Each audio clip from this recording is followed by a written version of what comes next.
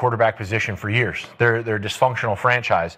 And what really stuck out to me was you just get blown out 32-13. Gabriel has a shit day. And then immediately after the game, you're going into a bye week. You got the Jets coming out of the bye. Yeah, you have time in the bye. But immediately you go back to Dillon Gabriel as a starter. You don't take the bye week. You don't take 2 weeks to evaluate, like, hey, should we give this kid a chance? Is he going to give us a shot in the arm to get us going? Because the defense is ready. The Cleveland Browns just pulled off a move so wild that people across the city are looking around like, did that really just happen? And Richie Incognito is not staying quiet for a single second. The Browns doubled down again and picked Dillon Gabriel, and Richie came out swinging with a rant that lit up the internet like a stadium scoreboard. Fans are heated, the timeline is spinning, and everyone is asking the same thing. Did Cleveland just fumble their own future? If you're rocking with this breakdown, hit that subscribe button because it really does help. The Cleveland Browns somehow keep proving they're the artists of confusion, painting chaos like it's their signature style. Every single draft season, they take a clean, fresh shot at greatness and turn it into a wild collage nobody asked for. And this latest move, it had the whole football world choking on snacks the second they saw Dillon Gabriel's name pop up again. Then here comes Richie Incognito, the guy who never sugarcoats anything and speaks like every headline is waiting to explode. If someone is going to tell your team they just picked a straight path to average, it's Richie. And he brought fire. It's getting late early, as they say. The season doesn't look like it's necessarily going anywhere. And at this point, a lot of Browns fans and or Shedeur Sanders fans and or people like me that want to see something interesting happen are beginning to say, what is going on? Why is Shedeur Sanders not getting... That classic mix of frustration, shock, and pure verbal demolition came out blazing. And trust, he did not hold back. Richie looked at Cleveland's so-called master plan and basically said exactly what fans were whispering. He called it out, like a group project gone sideways. Everyone knows that one person who insists on taking control but ends up doodling nonsense instead of doing real work. And that's the Browns front office right now. They're running the show with confidence but delivering chaos, and the whole league is watching in disbelief. So here's how the whole mess starts. The Browns, acting like calm decisions give them allergies, locked in on Dillon Gabriel. Yeah, the lowest ranked quarterback in the entire draft room, and acted like they discovered a hidden gem. Richie, who never whispers anything, practically detonated on camera. You could almost see the stress popping out of his forehead through the screen. His main point was crystal clear. Shedeur Sanders should have been the pick. Not a backup option, not a maybe, but the pick. The one with real swagger, real poise, and a football IQ that doesn't need a translator just to read a defense. But Cleveland, in their cosmic level wisdom, chose the slow, scenic route like they were sightseeing instead of trying to win games. Quarterback in the National Football League. He's below Jake Browning. He's below Carson Wentz. By the way, is it time to start worrying about Cam Ward? Look, if I'm the Titans, you gotta worry a little bit. It hasn't looked good. It hasn't looked good. But Dillon Gabriel, the worst ranked quarterback in the National Football League. It's almost like the Browns crave chaos like it's a hobby. Somewhere in that building, it feels like there's a hidden room called Why Did We Do That? And it's the busiest department in the whole franchise. Someone saw Gabriel's ranking, looked at Shedeur's highlight reel, shrugged, and said, yeah, let's gamble. Like that was a responsible idea. What could go wrong? Everything. Absolutely everything. Richie tore into that logic like someone who has witnessed 1,000 self-inflicted disasters. He didn't even need to yell. The disbelief dripping from his voice hit harder than shouting ever could. To him, picking Gabriel was like choosing a backup generator for a rocket ship when there's a Tesla engine sitting right there ready to go. Cleveland's thought process looked like this. Find the quarterback least ready for the moment, toss him the keys to the whole offense, and then act shocked when he runs straight into the first linebacker he sees. You almost have to respect how fully they commit to chaos. It's like they're trying to break their own record for questionable moves. Just when fans think the Browns can't top their last mistake, the team steps up like, watch this. And when he named Dillon Gabriel the starter after the game, I was like, oh, this situation stinks. There's some bullshit going on right now. They wouldn't name him the backup a couple weeks ago. Then we have the mysterious back injury. Stefanski's all in on Bailey Zappi. He is. Ownership's been a mess. This was Jimmy Haslam's pick, and clearly Stefanski hates Shedeur. Yeah. So I just don't understand how they don't go into that bye week. You basically have a 2-week evaluation period. Right. Let Shedeur and Dillon split the reps, Whoever wins the job coming out of the bye week. Richie's rant hit every emotion: shock, clowning, and that disappointed grown man energy that makes the truth sting even harder. Richie treated the Browns draft table like an intervention that completely fell apart, and it was wild to watch. You could practically hear him saying, "We've talked about this. You promised you'd stop doing this." And when he went into the Shedeur Sanders comparison, it hit like a punchline and a warning at the same time. Richie painted Sanders as the one with real star energy, the calm, the confidence, the leadership, the type of quarterback who doesn't blink when the stadium lights hit like a spotlight and the pressure comes crashing down. Then came the Dillon Gabriel comparison, and it was savage. Richie made Gabriel sound like the guy who's just excited to be invited to the building, like an intern who randomly got promoted to CEO after everyone else walked out. The contrast was so sharp, it felt personal. Picture it, Shedeur walking into the locker room, cool, steady, ready to command the whole squad. Meanwhile, Dillon Gabriel steps in, asking where the coffee machine is and whether the Wi-Fi password still works during warm-ups. Richie even joked like the Browns collect quarterbacks the same way people collect old useless coupons, randomly, without thinking, and with zero idea how to use any of them. But the wildest part, the Browns actually looked proud of it. Their GM went on camera grinning like he just reinvented electricity while everyone else watching was like, "My guy, that's not a breakthrough. That's a dumpster burning behind the building."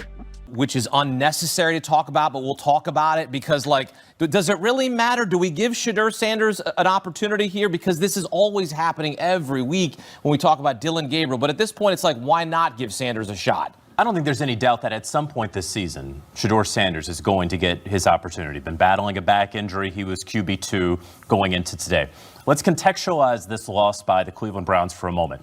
The New York Jets just traded away their two best pieces on their team, right? Certainly on the defensive side, right? If you want to argue Garrett Wilson's in the top two, that's fine. Richie's breakdown shifted from simple criticism to a full-on comedy roast with factual energy behind it. He dragged the Browns' entire evaluation process, basically implying it looks like somebody spins a wheel of random names and rolls with whatever it lands on. Either that, or someone in the building is using video game ratings as actual scouting numbers, which would explain way too much. And here's the crazy part. Browns fans knew this was coming before it even happened.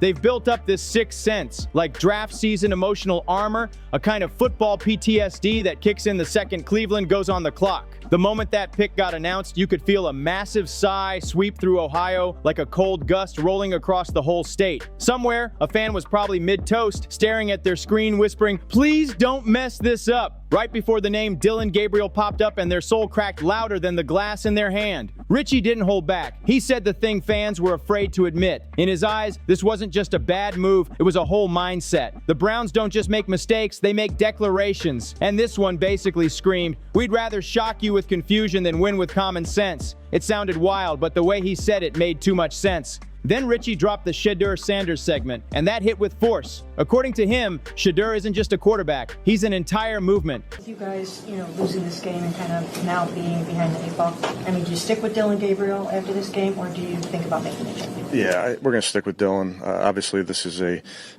young players that you're always trying to get one game better and those type of things, but we have to play better as an offense. We have to. The type of player who steps into a locker room and instantly upgrades the energy, the confidence, the whole vibe. Cleveland could have had that spark, that leadership, that flash that makes a franchise feel alive. Instead, they picked the NFL version of selecting maybe on a job application and acting like it was a bold strategy. Richie went so deep into this roast it felt like free therapy for every Browns fan who's ever asked why their blood pressure spikes every April. He painted the picture clearly. Shedeur Sanders out there training like a future franchise star while Dillon Gabriel is probably still adjusting his wristband and asking if an audible is some kind of sound option on his headphones. The wildest part? Cleveland keeps insisting they have a plan. Every press conference sounds like a polished corporate meeting full of buzzwords and empty confidence. We're building for the future, they say. Yeah, just like a shaky Jenga tower claims it's building stability before the whole thing tips over. Richie even joked that Cleveland's definition of a plan probably includes a moment of quiet hoping and praying behind the scenes. And honestly, who can blame him?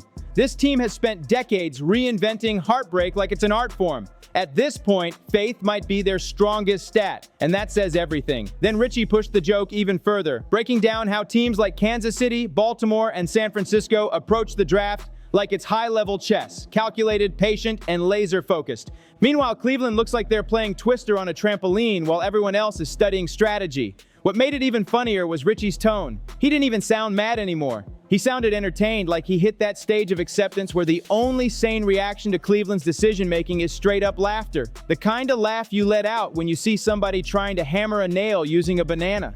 He even gave Dillon Gabriel a little credit, saying he might turn into a solid player one day, just probably not in Cleveland. Because as Richie reminded everyone, this franchise is where quarterback potential goes to retire quietly. They're like a museum of almost, adding new exhibits every couple years with plaques that basically read, "Here lies the next big thing." The most incredible display of absolute suckage.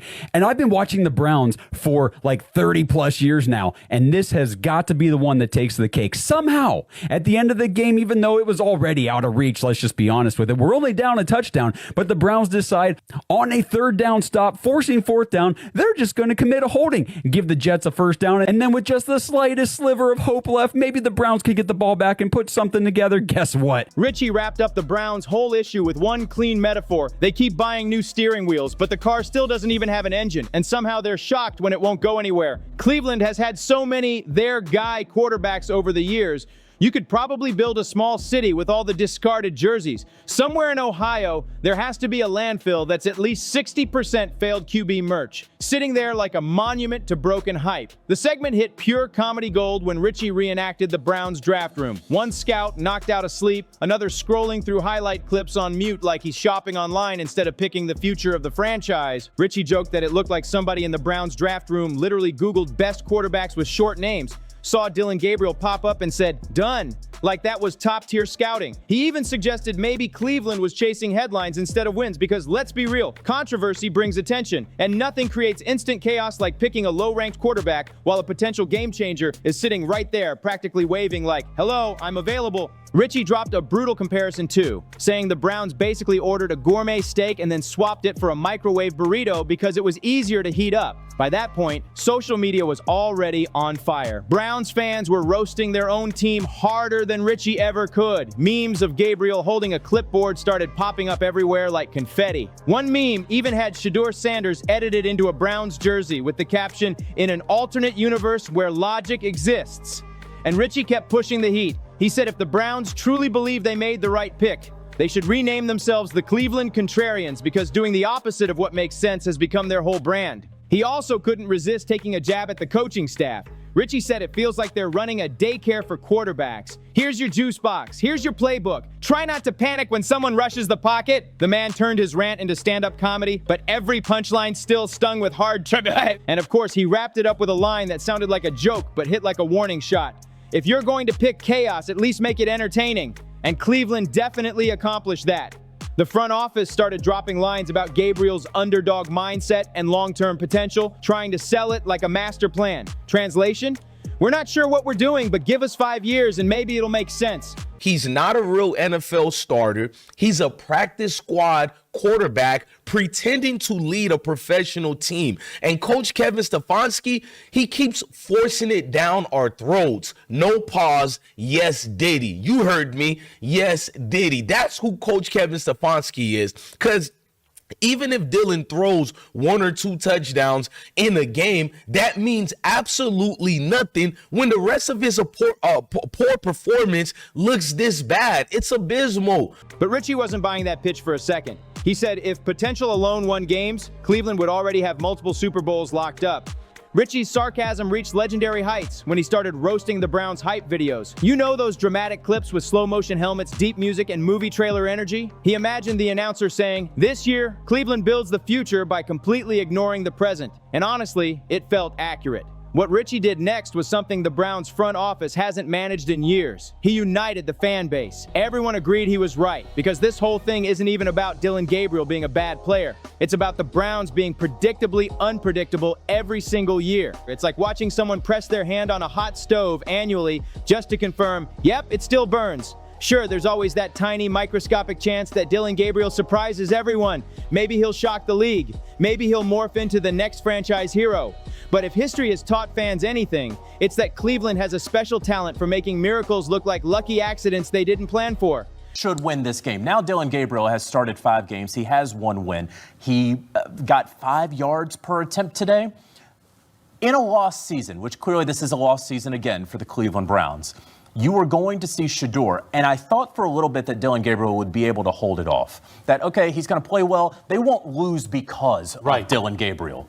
It's hard to say that they didn't lose today because of Dillon Gabriel and, of course, bad special teams play by the Browns. So I don't know if it's this upcoming week. I don't know if it's the next week. But sooner rather than later, I think we will. Richie finished his rant with a smirk that practically yelled, "I've seen this movie before!" Because that's the Browns. They don't just repeat their mistakes. They remix them for every new generation of fans trying to hold on to hope. By the time Richie wrapped up, fans were quoting him like scripture, players were reacting, and the Browns' social media team was probably hiding behind office chairs hoping nobody tagged them. The whole rant wasn't just criticism. It was comedy, a roast, and public therapy all mashed together into one explosive moment. Because if the Browns have one true skill, it's turning simple decisions into massive, headline-grabbing drama that shakes the whole league. Even when they try to correct their past mistakes, they end up creating brand new ones like it's a tradition. It's like watching someone try to fix a leaking roof with bubble gum. You know another drip is coming, and it's probably going to be worse. And when Richie said the Browns love a rebuild, he wasn't being dramatic. This team rebuilds more often than people assemble IKEA furniture. Every season, the Browns roll out the same speech. We're starting fresh. I don't get what did Shedeur do to Kevin Stefanski? Like, did he sleep with his wife? Did he threaten to kill his children or something? Like, what did Shedeur Sanders do to deserve the treatment that he is getting? What has Dillon Gabriel shown you? This trash can is the equivalent of what I don't even know. Deshaun Kaiser, Cody Kessler, like Brian Hoyer at his worst. We have seen some bad quarterbacks in Cleveland since 1999. Fresh?